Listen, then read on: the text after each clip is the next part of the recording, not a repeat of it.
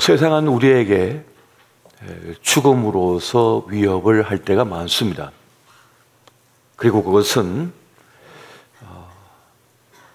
누구도 거부할 수 없는 가장 위험한 순간이 됩니다.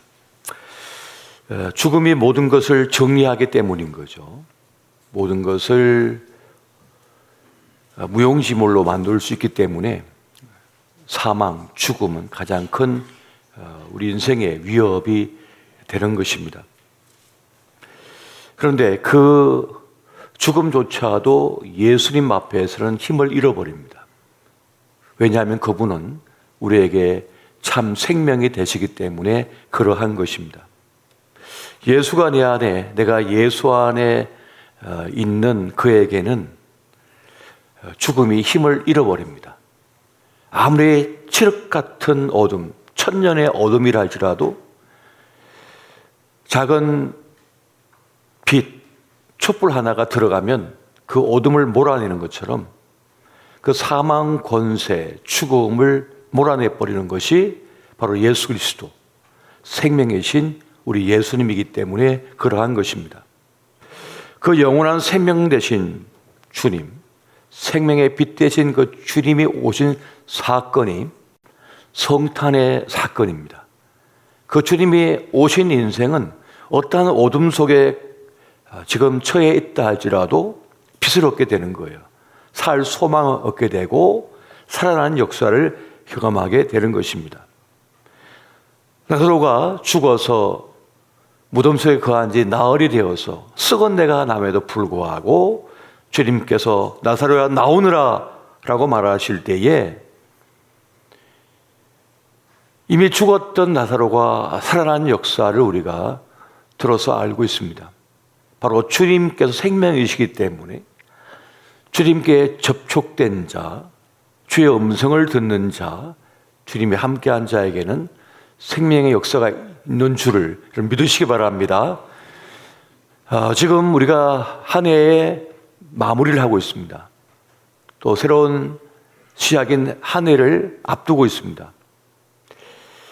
가장 힘들고 어려운 순간일 수 있어요. 그때 주님께서는 우리에게 예수님께 집중하라고, 예수님을 바라보라는 그 메시지를 지금 주고 있는 것입니다.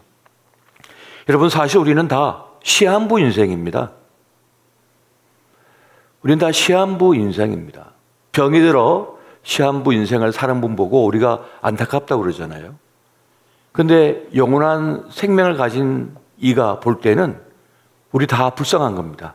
시한부 인생이기 때문에. 길어야 100년 시한부 인생을 살아가고 있는 겁니다. 더 짧게 가기도 하고요. 어차피 우리 삶은 시한부입니다. 생명은 모두 소멸되기 때문입니다. 어떤 것도 예외가 될 수가 없습니다. 단지 죽음의 시간이 언제 오느냐에 달렸을 뿐이라는 것입니다. 오늘 오나 50년 뒤에 오나 어차피 다 맞이하게 될 운명이라는 거예요. 먼저 가는 사람이 있고 나중 가는 사람이 있을 뿐이고, 그리고 평안하게 마지막을 맞이할 것이냐, 비참하게 마지막을 맞이할 것이냐, 행복하게 맞이할 것이냐, 불쌍하게 맞이할 것이냐, 여기에 차이가 있을 뿐인 겁니다. 조금 좋은 옷을 입고 마감할 것이냐, 헐벗고 마감할 것이냐, 그 차이만 있을 뿐이라는 것입니다.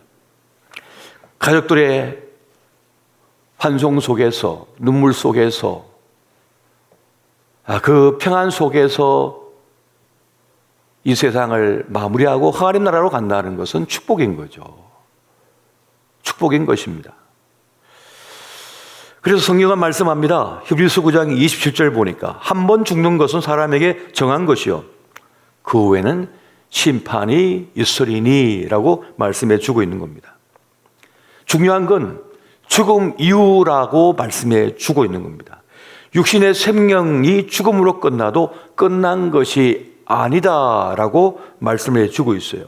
죽음 이후에 심판대가 있다라고 말씀해 주고 있는 겁니다. 선악간에 판단이 있을 것이다. 재판정이 열릴 것이다 라고 말씀해 주고 있는 것입니다. 나 그거 거부하고 싶은데, 나 이거 회피하고 싶은데 라고 해도 어쩔 수 없습니다. 그 앞에 서게 되는 것이지요. 그래서 성경은 말합니다. 진짜 우리가 집중하고 바라봐야 할 분은 누구신가? 우리가 진짜 두려워해야 될 분은 누구신가? 또한 기뻐해야 할 분은 누구신가? 라고 말씀하고 있는 겁니다. 마태복음 10장 28절 보니까 예수님께서 말씀합니다. 몸은 죽여도 영혼은 능히 죽이지 못하는 자들을 두려워하지 말고 오직 몸과 영혼을 능히 지옥에 멸하실 수 있는 이를 두려워하라. 근데 우리는 엉뚱하게도 주님을 우습게 여기면서 세상의 악한 자들은 두려워해요. 세상의 강한 자를 두려워하면서 진짜 강하신 분은 대수롭지 않게 생각하는 거예요. 예수를 믿지 않거나 믿음이 없는 분들은 함부로 말을 합니다. 그런데 제가 볼 때는 얼마나 안타까운지 모르겠습니다. 진짜를 모르고 있으니까 말이죠. 진짜를 모르는 삶은 그러한 것입니다. 뭐가 중요한지 모르고 뭐가 강한지 모르며 무엇을 두려워해야 할지 모르는 거예요. 앞서 말씀드렸던 것처럼 우리의 생애 시간은 한 경점입니다. 찰나인 거예요. 영혼의 시간으로 보면 그냥 빛 한번 반짝였다가 사라지는 거라고요. 주님께서 말씀하는 바, 성령이 계속해서 말씀해 주는 바는 영원한 생명이라고 하는 것입니다. 아기 예수님이 우리에게 오신 이 놀라운 사건의 실체는 우리를 죽음에서 살리실 뿐만 아니라 심판에서 벗어나 참된 평안과 안식을 누리게 하신다는 것, 그것 때문에 오신다는 것을 말씀해 주고 있습니다. 고린도전서 15장 45절에서 여러분 49절까지 말씀을 우리 같이 한번 보겠습니다. 시작. 기록된 바 첫사람 아담은 생명이 되었다 함과 같이 마지막 아담은 살려주는 영이 되었나니 그러나 먼저는 신령한 사람이 아니요 육의 사람이요 그 다음에 신령한 사람이니라. 첫사람은 땅에서 났으니 흙에 속한 자이거니와 둘째 사람은 하늘에서 나셨느니라. 무릇 흙에 속한 자들은 저 흙에 속한 자와 같고 무릇 하늘에 속한 자들은 저 하늘에 속한 이와 같으니 우리가 흙에 속한 자의 형상을 입은 것 같이 또한 하늘에 속한 이의 형상을 입으리라. 아멘. 첫사람 아담은 흙에서 왔지만 두 번째 아담인 예수 그리스도는 하늘로부터 오신 분이다. 우리가 예수 그리스도 영접함을 통하여 거듭났잖아요. 거듭난 존재가 되었어요. 육신에서 온, 흙에서 온 인생들이었지만 예수 그리스도 영접함으로 다시 태어나서 하늘로부터 난 사람이 되어서 하늘의 형상을 입은 사람이 되었다고 분명히 우리에게 말씀해 주고 있는 것입니다. 예수 안에 있는 사람, 또 예수를 모신 사람은 어떤 사람입니까? 바로 참 생명 대신 예수님을 가졌으므로 영원한 생명이 있는 사람이 되었다고 말씀하고 있습니다. 예수 밖에 있는 사람은 영원한 형벌을 받지만 예수 안에 있는 사람은 영원한 안식을 누린다라고 말씀해 주고 있는 것이에요. 여러분, 그런데 예수 안에서 사는 게 억울하십니까? 예수 믿는 것이 억울하십니까? 주일 예배, 주일날 드린 것이 이렇게 억울하십니까? 예수 이름으로 살아온 삶이 억울하십니까? 어떤 분은 억울하다고 얘기한 분이 있더라고요. 시커 못 놀아서. 시커 못 놀았대요. 그만 놀아도 됩니다. 뭐 얼마나 노시려고. 놀다가 가로 사십니다. 일주일 내내 내 마음대로 살다가 주일 한 번 주님 앞에 딱 드리는 걸 갖다가 억울하다고 하시잖아요. 우리에게 영원한 생명을 주시는데, 영생을 주시는 분이신데 말이죠. 오랜만에 사람들이 더 오래 살고 싶어서 애씁니까? 그래도 끝나는데. 그런데 주님은 단번에 우리에게 영원한 생명을 허락하셨으며 그 길을 열어놓으신 줄 믿으시기 바랍니다.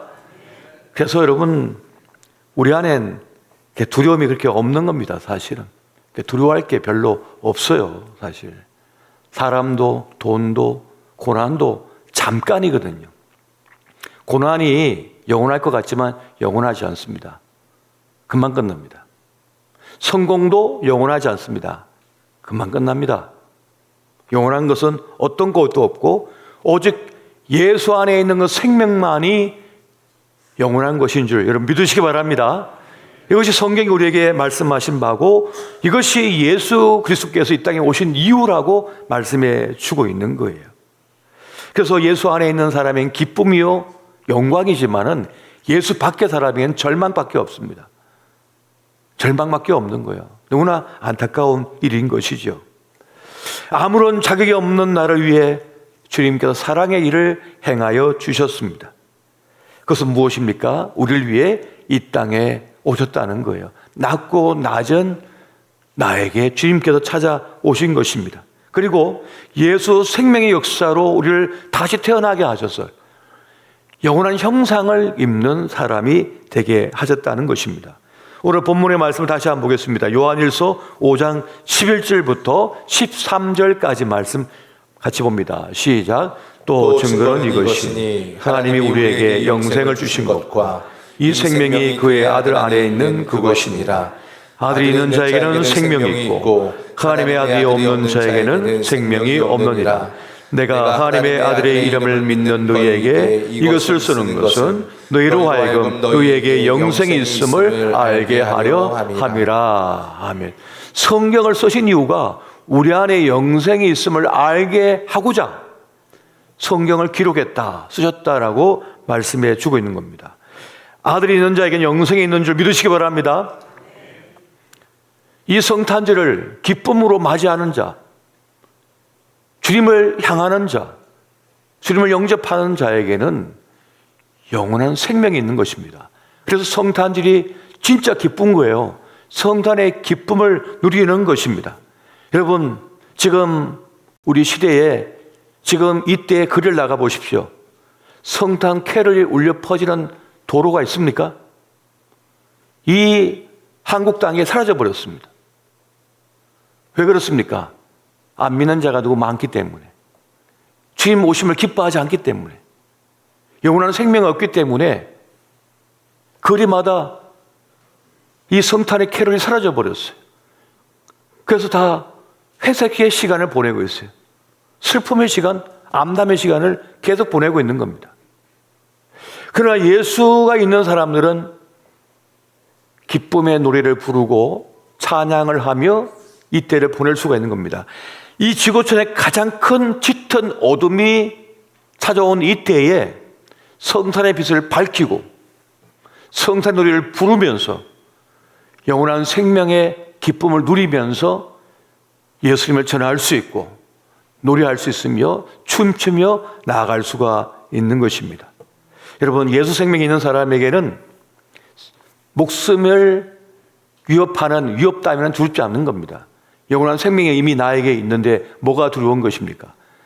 조금 힘이 닿은들 그냥 순간입니다. 다 사라져 버립니다. 얼마 남지도 않았어요. 이것을 아는 사람은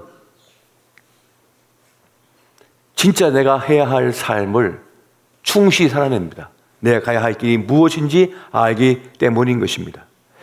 예수 생명이 있는 사람은 내가 죽어도 살겠다는 그 말씀을 믿고 있기 때문에, 부활이 있음을 믿고 있기 때문에 내 삶을 온전히 살아낼 수가 있는 겁니다.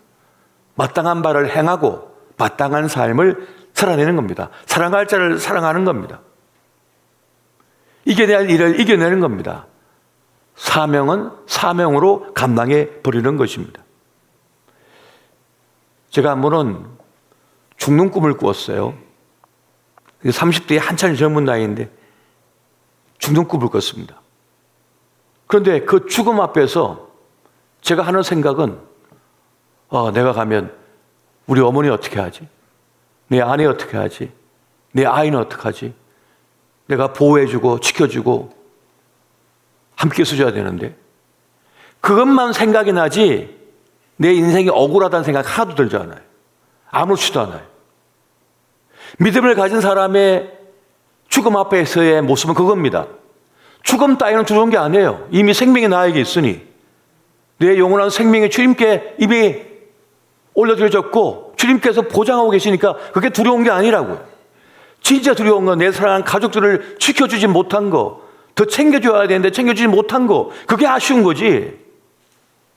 다른 건 아무것도 아쉽지 않아요. 먹는 거, 입는 거, 가진 거, 땅, 재산, 아유, 그런 건요 그냥 가루로 사라지는 겁니다. 건물 다 모래가루잖아요. 시멘트로 이겨져 있는 거. 쇳덩이고 금속 덩어리인데 그게 뭘 이렇게 마음을 쓰시냐고요.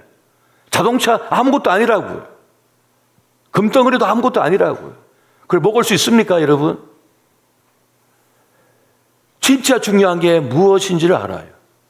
예수 생명이 있는 사람은. 여러분, 요한복음 11장 25절에 나는 부활이요 생명이니 나는 믿는 자는 죽어도 살겠고라고 말씀하고 계십니다. 영원한 생명이 우리에게 있음을 믿으시기 바랍니다. 그것을 선물로 주시기 위하여 아기 예수님이 오신 겁니다. 이 얼마나 기쁨과 감사한 일인가. 생명을 나에게 주셨으니 그 생명을 가진 자로서 여러분 이 성탄을 기뻐하시고 또 힘있게 여러분 삶을 살아내시기를 예수 이름으로 축원드립니다. 이 은혜가 함께 하시기를 다시 한번 예수 이름으로 축원드립니다.